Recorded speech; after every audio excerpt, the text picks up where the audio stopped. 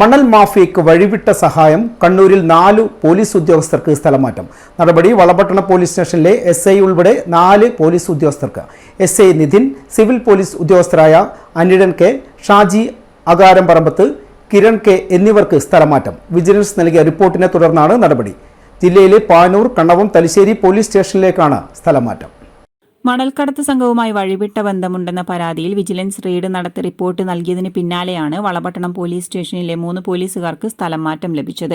ASI K അനിഴനെ പാനൂരിലേക്കും civil police ഓഫീസർമാരായ ഷാജി അക്കരപ്പറമ്പത്തിനെ കണ്ണവത്തേക്കും കെ കിരണിനെ തലശ്ശേരിയിലേക്കുമാണ് മാറ്റിയത്. അനധികൃതമായി കടത്തുന്നതിനിടെ പിടിച്ച മണൽ പോലീസുകാർ മറച്ചുവിറ്റുവെന്ന ആരോപണത്തെ തുടർന്ന് മെയ് 29-ന് ഡിവൈഎസ്പി PP മധുസൂദനൻ നായരുടെ നേതൃത്വത്തിലുള്ള വിജിലൻസ് സംഘം പോലീസ് സ്റ്റേഷൻ റെയ്ഡ് ചെയ്തിരുന്നു. സ്റ്റേഷനിലെ ചില പോലീസുകാർക്ക് മണൽക്കടത്ത് സംഘവുമായി അടുപ്പമുണ്ടെന്ന് വിജിലൻസ് കണ്ടെത്തിയുമിരുന്നു. ഇവർക്കെതിരെയും അന്വേഷണമുണ്ടാകും. വിശദമായ റിപ്പോർട്ട് വിജിലൻസ് ഡയറക്ടർക്ക് നൽകിയിട്ടുണ്ട്. മണൽ വാരുന്നതിനിടെ പിടിച്ച 4 യന്ത്രവൽകൃത തോണികളുടെ എഞ്ചിൻ കാണാനില്ലെന്ന് വിജിലൻസ് കണ്ടെത്തി. ഈ യന്ത്രങ്ങൾ പോലീസ് ഉദ്യോഗസ്ഥർ മണൽക്കടത്ത് സംഘത്തിന് തിരിച്ചുകൊടുത്തുവെന്നും മണൽക്കടത്തുകാരിൽ നിന്നും ചില പോലീസുകാർ പണം വാങ്ങുന്നതായും വിജിലൻസ് കണ്ടെത്തിയിട്ടുണ്ട്.